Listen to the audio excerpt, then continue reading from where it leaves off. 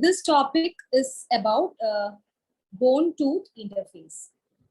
Now, when we hear a term bone-tooth interface, usually we think that it is coming around the implant surface, but generally it is not only the factor that we have to look in implants, but we also have to look in our normal tooth flap surgical procedures. So what is the definition of a bone-tooth interface, and how it is related in periodontal flap surgery?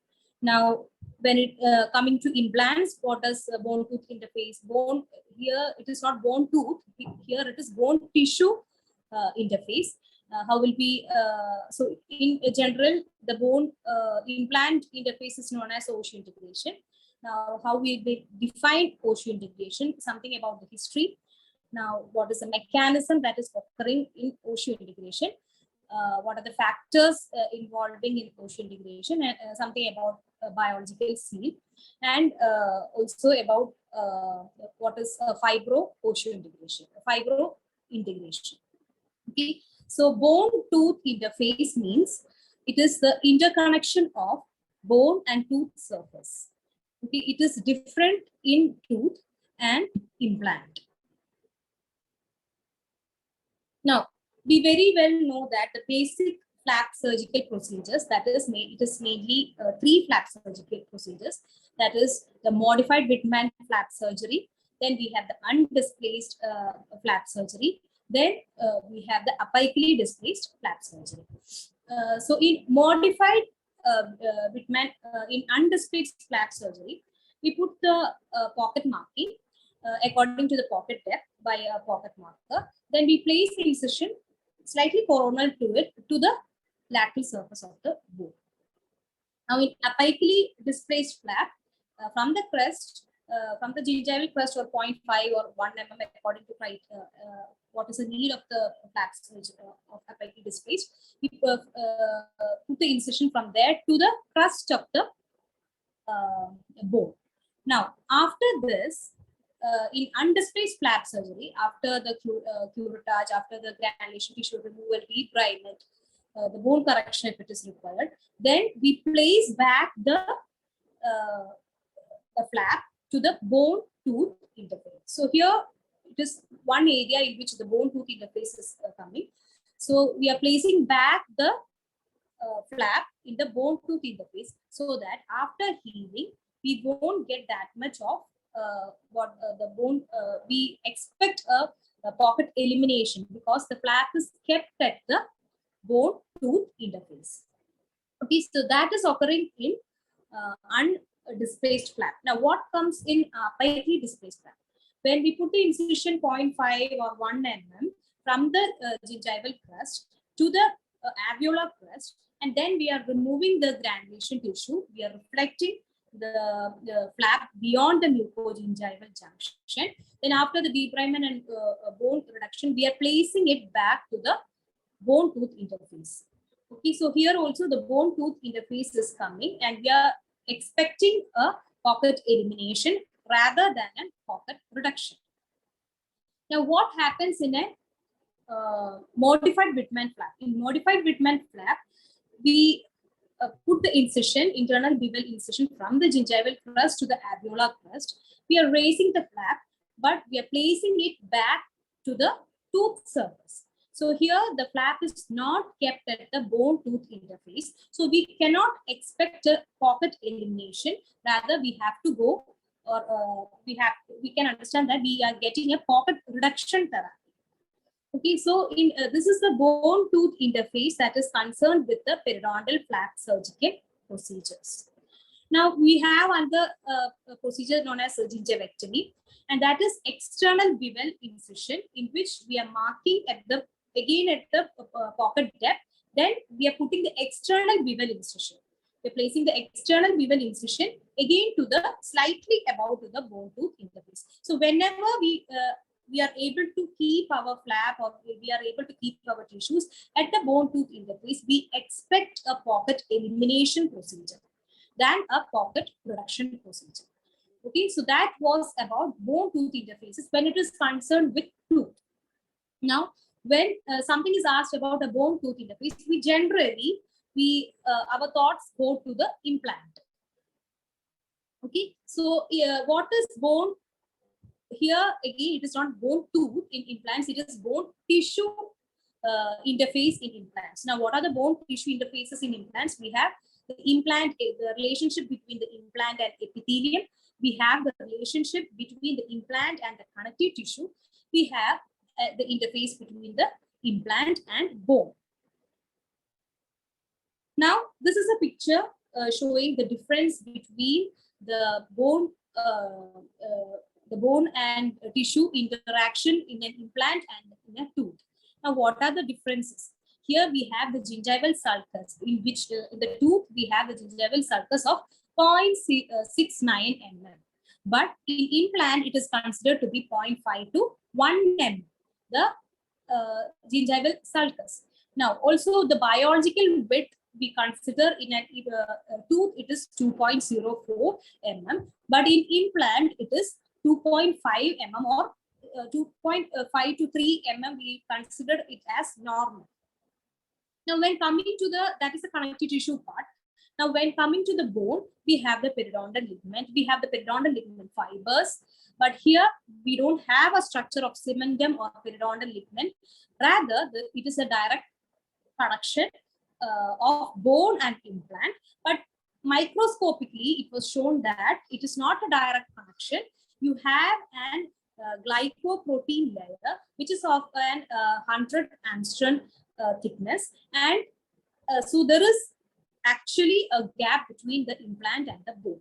So that is the difference between the tooth bone interface and the implant bone interface. In the tooth bone, it was the periodontal ligament bone, periodontal ligament fibers and the bone, and we also have the cement. Here we have the implant surface, we have the glycoprotein layer which is of 100 angstrom thickness, and we have the bone surface. Okay, so that is the difference between the bone implant and bone tooth interaction or interconnection. Now, bone implant interconnection is also termed in general, which is the most popular term as osseointegration. Now, what is osseointegration? The osseointegration can be defined as a direct structural and functional connection between ordered living bone and surface. So ordered living bone means mature bone and surface of a loaded load carrying endoosseous implant at the microscopic level. Now, they have mentioned specifically it as endoosseous implant because there are also other implants in which the osseointegration itself may not be responsible. There are also other factors that is aiding for the anchorage of the or stability of the implant. Okay, for endoosseous implant, it is solely depending on the osseointegration. So, what is osseointegrated implants or osseointegration? It is a direct structural and functional connection between the ordered living bone and surface of a load-carrying endoosseous implant at a light microscopic level. In general, we are not able to see this. Even if we reflect the flap, if it is having some failure chances also, we may not see this relation. Okay, so it is seen in the light microscopic level. So that was about the definition. Now, what is the difference between osseointegration and biointegration? So osseointegration we generally see is seen in the titanium implants, and whereas biointegration it is seen in the ceramic implants. So in osseointegration, we have mentioned prior that there is a gap between the implant and the bone, that is a glycoprotein layer. Here we in biointegration, there is an occurrence of continuity of ceramic implant to the bone without an intervening space. Okay, so that is a difference of osseointegration and biointegration. There is no gap of there is no space between the implant and the bone. Now, this is again a picture showing how a tooth side and the implant side is attached. In we have the periodontal ligament at the tooth side, whereas in implant side we have the osseointegration, that is a thin layer of glycoprotein that is present. Now, coming something about history, I'm not going in detail, but who introduced the concept of osseointegration in dental science? Okay, so dental medicine, in mid 1960s, the implementation of osseointegration was formed by Brennemark. Okay, he was a professor of anatomy at the University of Gothenburg, and he has placed the first dental implant in the first human, that is a patient, that is Godza Larsen. So these names we may have to remember, that is Brennemark. He has introduced his system of implants into Brennemark implants, and the first patient that was had undergone the dental implants is Godza Larsen. Now, what is the mechanism of osseointegration? So it is something like almost similar with what happens after a tooth is removed. Okay, so J.E. Davis in 1998 had formulated certain steps for the osseointegration. That is, the first is osteoconduction, then there is new bone formation, then there is bone remodeling.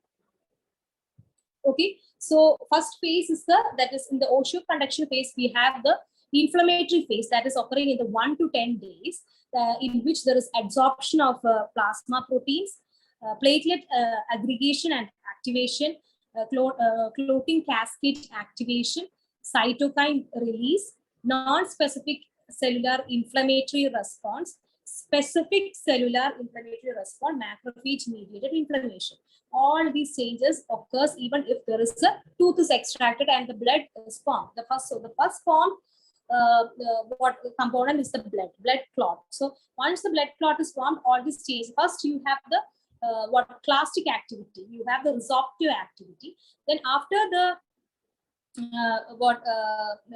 resorptive material, the things that have to be resorbed, then comes the inducive property of the mechanism occurs. Okay, so in the proliferative phase occurs actually from the day 7.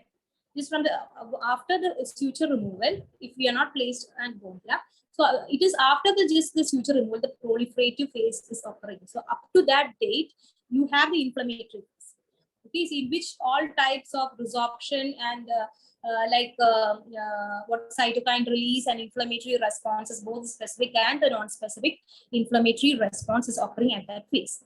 But in proliferative phase, there is the blood vessel. So it is after the suture removal, when the patient comes up to the suture removal, the neovascularization is occurring. And also there is differentiation, proliferation and activation of the cells. Okay, so after that you have the maturation phase, that is 8 weeks to 12 weeks. So it is from the 8 weeks to 12 weeks, that is 12 weeks means we have 3 months, up to 3 months. We have the actual remodeling of the immature bone matrix with the coupled resorption and deposition of the bone. So bone remodeling is in response to the implant loading. Generally, we say that if it is a D1 or D2 bone, if it is a good type of bone, we can load even at 3 months. So as per text, it is in mandibular, in literature, it is as per 3 months in mandibular. For maxillary, if you're going, if you have placed an implant, it is 4 to 6 months, because the quality of bone is different in maxilla. Now, this is again a summary of osseointegration. That is the blood clot that is formed. Then the clot is transformed to phagocyte. So all these phases in inflammatory response. Then we have the you can add that after 7 days you have neovascularization and proliferative properties. Then after that you have the procallus formation, that is the first bone formation. Then the procallus becomes the dense connective tissue, that is by the differentiation of osteoblast and fibroblast. Then there is callus. So first one is procallus. Now the callus, the osteoblast on the fixture, the osteoblast will form at the fixture. Fixture means the implant threads. Now there is a there is a fibrocartilaginous callus. Now with time, again, it will be replaced by bone callus, which penetrates and matures mostly at the 12 weeks, that is 3 months. Now after that, if the bone is okay, or if it is a D1 or D2 bone, we will load the implant. Now this remodeling occurs lifelong. Lifelong, the remodeling occurs. Okay, so this is the basic osseointegration mechanism. Depending upon the quality of the bone, the quantity of the bone, it is different. There are a lot of factors also that is what you have to look when you have to expect an osseointegration. But this is a general mechanism. First is the osteoconduction, then you have the maturation, then you have the remodeling. So first in the osteoconduction period, you have the inflammatory period, you have the proliferatory period, and then you have the formation period in which the bone particles starts forming. Okay, so that is the mechanism of osseointegration. Now this is again a picture showing what are the changes. So in the first picture, that is in 24 hours, we have the blood clot. Now in the fourth day, that is again what is happening. Inflammatory phase is occurring. Now from the fourth week, the inflammatory phase has gone. Now the proliferatory phase has come. Now after the 6 to 8 weeks, you have the bone remodeling that is occurring. This is again a picture that is showing the topographical changes that is occurring in the bone. You can see that when you zoom at that area, the actual the surface osteoblast and the implant, there is a gap. Okay, so that gap is formed by that glycoprotein. Now that second picture shows an osteoblast. When you go to a macroscopic level, you can see the integrins that is present and how it is getting interacted with the implant surface. It is not directly joining with the implant surface, titanium implants. It is having a minor gap between the implant and the bone surface, which is actually formed by glycoprotein. Okay, now coming to what are the factors that is determining the osseointegration. What are the factors that is here? So once it is not like after the procedure, it is all the same. It depends upon the quality of the bone. The bone quality we have measured according to the MISH classification. There is a D1, D2, D3, D4 bone. So that according to that classification, you can assess what is the quality of the bone. And while the preparation also, you can get to know what type of bone we are dealing with. So how long we should give the healing period to be there, also we can decide from that phase. And not only that, there are if the patient is having systemic problems like diabetes, the bone healing and everything may delay. So we have to consider that too. Or the patient had gone recently and radiation therapy, again it may vary with the bone quality. Now about the quantity means the amount of bone that is present. Okay, if we have a fenestration or dehiscence like defect in the buccal side or lingual side, that will definitely compromise the implant survival. So that thing we have to remember, and we may have to augment the bone if it is possible, or we may have to augment the bone prior to the implant placement before placing if we don't have that much of bone that is present, or if it is soft tissue component that is lost, then we have to augment the soft tissue component. There is also a classification mentioning when to augment, whether it is prior to the implant or during the implant procedure, or if we have to augment it after the processes. So there is a classification also. Now, what are the other factors that determine the osseointegration? That is the biocompatibility of the implant material. Okay, so the implant material, again, we have just mentioned, it is different in ceramic implants, it is different in titanium implants. So the biocompatibility of the implant material is important. So that depends upon what grade or what alloy material that we are that our implant system has. Now also the surface topography of the implant, whether they are doing some hydroxyapatite crystal or sandblasting or something like that. That is also depending upon the osseointegration factors. Now, also we have to know what is a surgical protocol that is followed, whether it is a densification process or whether it's a ostectomy process in which we have done a lot of removal of the bone. That will also what is a matter for the osseointegration to look on. Now, the final factor that is determining the osseointegration is the loading of the implant.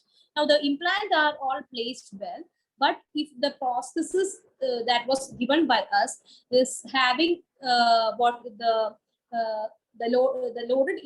loaded prosthesis is not of the proper way, the force distribution may be of different. It can cause a canting of the prosthesis, or the force distribution itself can cause bone resorption at that area, and which can also lead to the failure in the osseointegration. Okay, so this is to summarize, or this is certain points that we have to remember that is affecting the osseointegration. Now, something about the biological seal. So, just mentioned about that there is a weak link of permucosal passage that is between the prosthetic attachment and the bony support, that glycoprotein layer. So, if not the glycoprotein layer, that is a biological layer that is between the prosthesis and the implant. So, if it is of a if it is of a big or a big difference, then there is a chance for a weak link, and which can cause an implant failure at the crustal level. Okay, so there are a lot of methods to improve this attachment, like platform switching, in which the abutment is smaller size, so the soft tissue volume can be of a good volume to have that seal. Okay, of that biological seal. So this permucosal zone is the area where the initial breakdown begins that can result in eventual tissue necrosis and destruction around the implants. Okay, so that was about the implant seal. Now, finally, about what is the term fibrointegration. So, in the previously mentioned, that was osseointegration. It was the interaction between the bone and the implant, and here the bone, implant, and in between there is a soft tissue layer. So that means the attachment itself is very weak. So something we can mention now, it is like the pre-stage of failure. Okay, so that it is a concept that there is a soft tissue interface between surrounding an implant and the bone. Okay, so in general, to remember, fibrointegration means it is a possibility of showing a failure chances of the implant. Okay, so that is about in nutshell about what is osseointegration and what are the factors affecting and what is the concept of bone-tooth interface. Okay.